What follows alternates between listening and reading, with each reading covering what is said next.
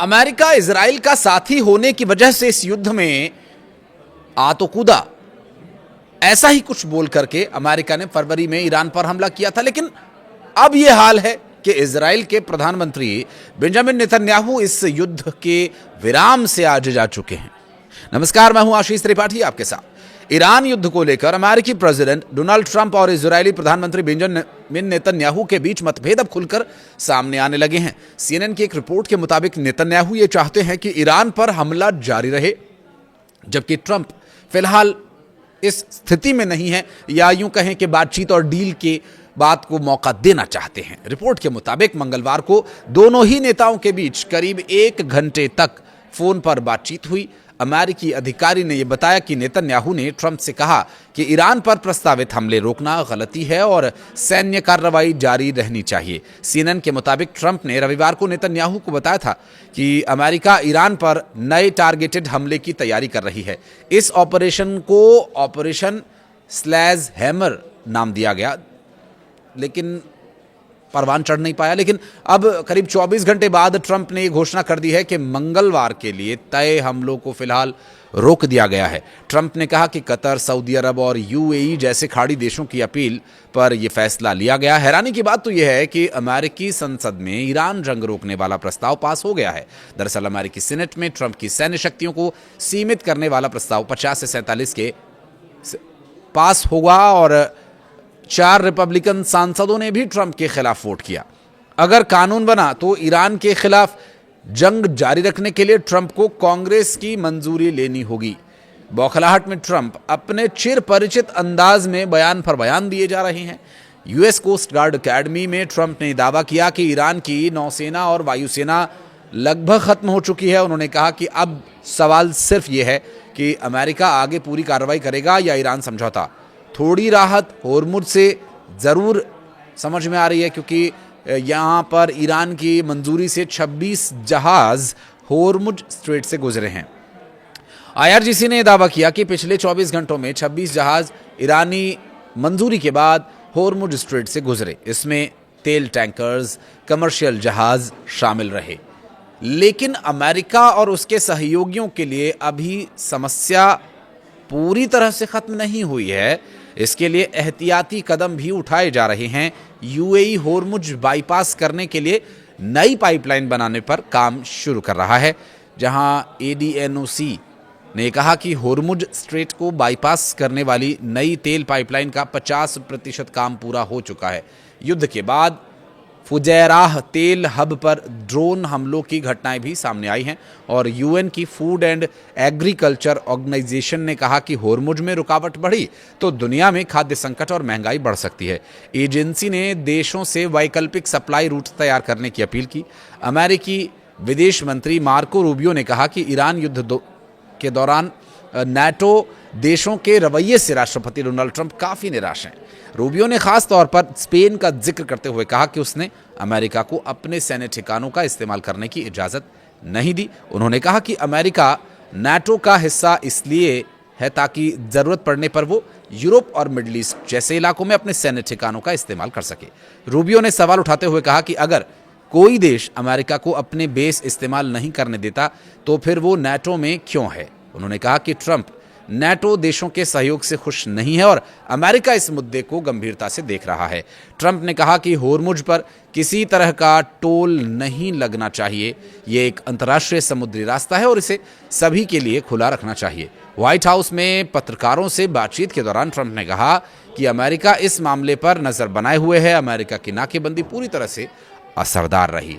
Trump ने कहा कि हम होर्मुज को फ्री देखना चाहते हैं, हम टोल नहीं चाहते। ये एक अंतर्राष्ट्रीय सी रूट है।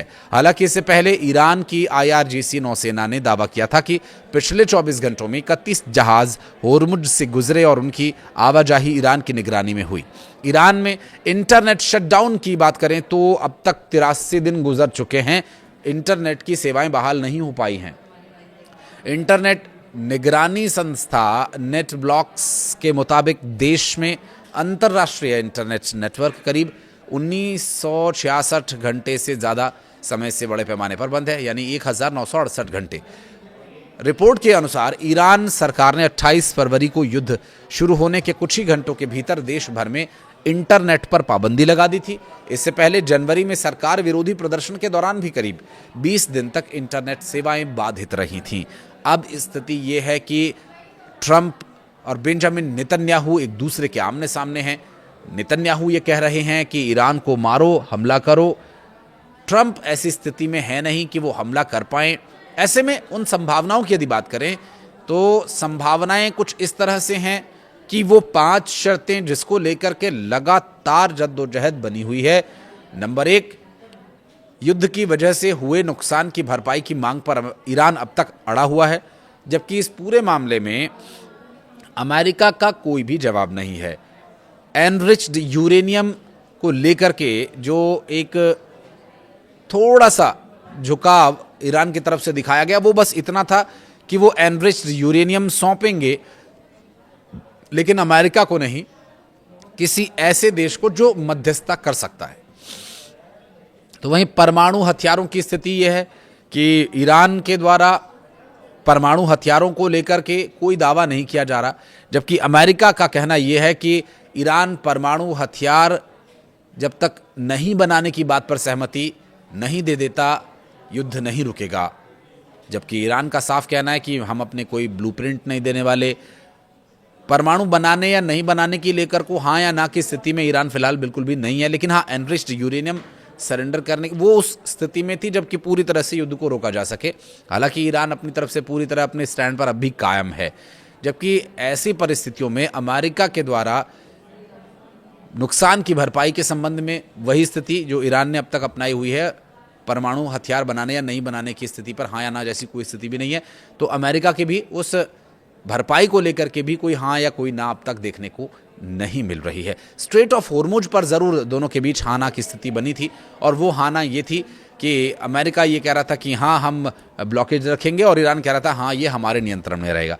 क्योंकि ईरान कह रहा है कि पूरी तरह से नियंत्रण ईरान का ही होना चाहिए, जबकि अमेरिका के द्वारा अब तक इस पूरे युद्ध के दौरान, उससे पहले भी, हालांकि युद्ध से पहले तो इतनी एक्टिवनेस नहीं थी स्ट्रेट ऑफ हॉर्मुज को लेकर, युद्ध के बीच में ही ये स्थिति बनी कि ईरान ने फिर ये कदम उठाया। तब तक ईरान की तरफ से भी यही कोशिश की जा रही थी कि अंतर्राष्ट्रीय ये मार्ग है तो अंतर्राष्ट्रीय मार्ग को किसी वजह से भी बंद करना ठीक नहीं होगा। लेकिन जब अमेरिका नहीं माना, इजराइल और अमेरिका ने मिलकर के ईरान पर हमला कर दिया, तो यहाँ पर स्थिति को ईरान ने अपने नियंत्रण में लिया। लेकिन ईरान ने अब जो हाल में कदम उठाया उससे ज़रूर लोगों को दुनिया भर में थोड़ी राहत मिलेगी, जहाँ स्ट्रेट ऑफ हॉर्मुज से कच्चे तेल और गैस के टैंकर्स लगातार निकाले जा रहे हैं। बीते 24 घंटों में 26 टैंकर्स अब तक निकाले जा चुके हैं, और जब तक ये शांति बहाल रहेगी, जब तक दोबारा से हमले शुरू नहीं हो जाएंगे, तब तक ये उम्मीद है कि कम से कम तेल टैंकर्स, गैस टैंकर्स वहाँ से